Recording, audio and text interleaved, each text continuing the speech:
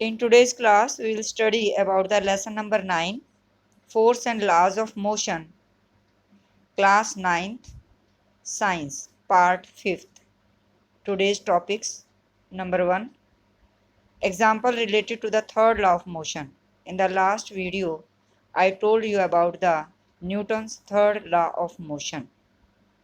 Newton's third law of motion states that to every action there is always equal and opposite reaction. इसी पर based example है when a gun is fired it exerts a forward force on the bullet. The bullet exerts an equal and opposite reaction force on the gun. This results in the recoil of the gun. जब gun से कोई bullet fire की जाती है तो gun उस bullet पर एक फॉरवर्ड डायरेक्शन में फोर्स लगाती है जिसके कारण बुलेट मूव करती है, लेकिन एक्शन एंड रिएक्शन के कारण बुलेट भी गन के ऊपर फोर्स लगाती है उतने ही मैग्नीट्यूड से, लेकिन अपोजिट डायरेक्शन में, जिसके कारण गन अपोजिट डायरेक्शन में बुलेट से अपोजिट डायरेक्शन में गन मूव करती है। क्योंकि गन का मास बुलेट के कंपैरिजन में बहुत कम है, इसलिए जो गन की मोशन है, गन की वेलोसिटी है, जिस वेलोसिटी से गन रिकॉयल होगी वो बुलेट की वेलोसिटी के कंपैरिजन में बहुत कम होगी। क्योंकि थर्ड लॉ ऑफ मोशन ये कहता है कि action and reaction always acts on the two different objects. तो यहाँ पर गन और बुलेट दो डिफरेंट ऑब्जेक्ट्स हैं, लेकिन गन का मास ज़्यादा होने की वजह से बुलेट के कंपैरिजन में उसकी रिक्वायर्ड वेलोसिटी बुलेट की वेलोसिटी के कंपैरिजन में बहुत कम होती है। तो ये Newton's third law of motion के ही कारण है कि गन जो है वो अपोजिट डायरेक्शन में मूव करती है। नेक्स्ट और लास्ट टॉपिक है इस लेसन का, law of conservation of momentum.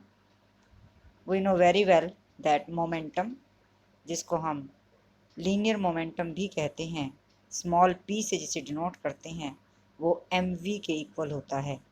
m mass of the object होता है और v जो है वेलोसिटी ऑफ द ऑब्जेक्ट होती है। क्योंकि हम जानते हैं जब भी कोई ऑब्जेक्ट मूव करता है और अगर किसी चीज़ से वो टकरा जाता है तो उसकी वेलोसिटी या केवल उसका मास टकराने वाली बॉडी पर इम्पैक्ट नहीं डालता। It is the momentum, combined effect of the mass and velocity or the product of mass and velocity जो कि वस्तु पर इम्पैक्ट डालता है। कम मास वाली ऑब्जेक्ट की वेलोसिटी अगर हाई है तो उसका इम्पैक्ट भी बहुत होता है, और ज़्यादा मास वाली ऑब्जेक्ट का अगर वेलोसिटी कम भी है तो भी उसका इम्पैक्ट बहुत होता है। तो इसलिए it is the combined effect of the mass and velocity, that is the momentum of an object, जो किसी टकराने वाली वस्तु पर इम्पैक्ट डालता है। तो law of conservation of momentum क्या कहता है?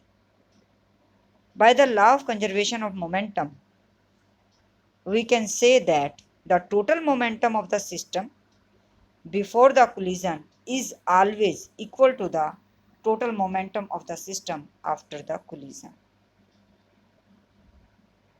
किसी भी सिस्टम हम उसे कहेंगे जिसमें कोई भी ऑब्जेक्ट कोलाइड कर रहे हों, चाहे इसमें वो दो बॉल हों, चाहे दो मार्बल्स हों, जिन पर कोई एक्सटर्नल अनबैलेंस्ड फोर्स कोई भी ना लग रहा हो। क्योंकि ये 9th क्लास है और इसमें हम मोमेंटम के बारे में स्टार्टिंग का ही पढ़ रहे हैं, इसलिए हम ऐसे दो ऑब्जेक्ट के कोलिजन को शो करते हैं जो एक स्ट्रेट लाइन के अलोंग ट्रैवल कर रहे हो और सेम डायरेक्शन में ट्रैवल कर रहे हो, अपोजिट डायरेक्शन में नहीं बल्कि सेम डायरेक्शन में ट्रैवल कर रहे हो। क्योंकि बहुत सिंपल केस को हमने स्टडी करना है, और वो सिंपल केस तभी बनता है जब कोलाइड करने वाले ऑब्जेक्ट सेम डायरेक्शन में मूव कर रहे हो, ट्रैवल कर रहे हो, और स्ट्रेट लाइन के अलोंग ट्रैवल कर रहे हो। तो यहाँ पर हम सिस्टम की बात भी दो ऑब्जेक्ट की ही करते हैं, ताकि ये जो law of conservation of momentum है हमें इजीली समझ भी आ जाए। तो 9th क्लास के बेस पर हम ये मान सकते हैं कि दो object, let us consider a system of two objects, let us two balls we take, the two balls, ball A and ball B, with mass ma and mb, are traveling in the same direction। दो ball हैं A and B जिनका मास ma और mb है, वो एक ही direction के along travel कर रही हैं इन ए स्ट्रेट लाइन, और एक सीधी रेखा में ही ट्रैवल कर रही हैं, लेकिन उनकी वेलोसिटीज डिफरेंट हैं। ए बॉल की यू ए कंसिडर कर लेते हैं और बी बॉल की यू बी इनिशियल वेलोसिटीज हम कंसिडर करते हैं। और हम ऐसा भी मानकर चलते हैं कि उनके ऊपर बाहर से कोई एक्सटर्नल अनबैलेंस्ड फोर्स जो है वो एक्ट नहीं कर रहा है।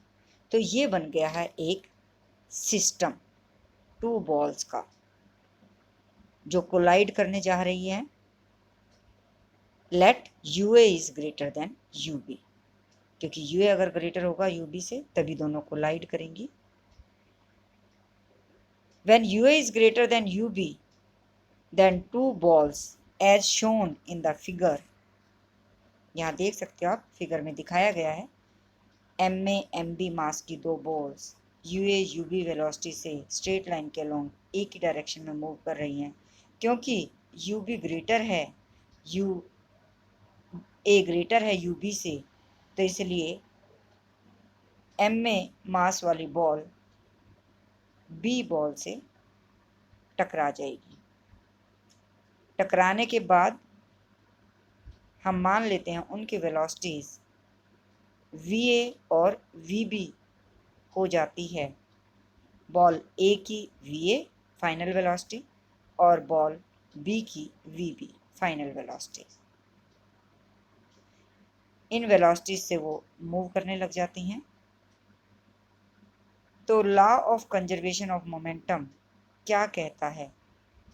Total momentum of the system, system यहाँ पर टू बॉल्स का है, तो total momentum of two balls before collision will be equal to the total momentum of the balls A and B after the collision। तो हम कह सकते हैं कि MA UA the momentum of ball A before collision plus MB UB the momentum of ball B before collision, sum of these two momenta will be equal to sum of the total momentum of system of these two balls after the collision, because after the collision the velocities of the balls is VA of the ball A and VB of the ball B. So MA UA plus MB UB will be equal to MA VA plus MB VB by the law of conservation of momentum। Collide करने से पहले, टकराने से पहले total momentum दोनों balls का MA UA plus MB UB, टकराने के बाद जो मोमेंटम है टोटल दोनों बॉल्स का उसके इक्वल होगा हमेशा। That's why MA UA plus MB UB will be equal to MAVA plus MBVB। हमें ऐसा लगता है देखने में कि ऐसे कैसे हो सकता है कि जब दोनों बॉल्स टकराएंगी तो टकराने के बाद एक की वेलोसिटी ज़्यादा भी तो हो सकती है। तो आपने ये बात ध्यान रखनी है, क्योंकि उनके मासेस अलग अलग होते हैं, तो टकराने के बाद जिस बॉल का मास ज़्यादा होगा उसकी वेलोसिटी कम हो सकती है, और जिस बॉल का मास कम होगा उसकी वेलोसिटी ज़्यादा हो सकती है। लेकिन ये वेलोसिटीज़ कम और ज़्यादा, चाहे बॉल ए की हो या बॉल बी की हो, टोटल कंबाइंड मोमेंटम ए बॉल का और बी बॉल का टकराने से पहले जितना होगा उतना ही टकराने के बाद भी रहेगा। यही इसमें बताया गया है और यही होता है law of conservation of momentum. तो यहीं तक करेंगे हम।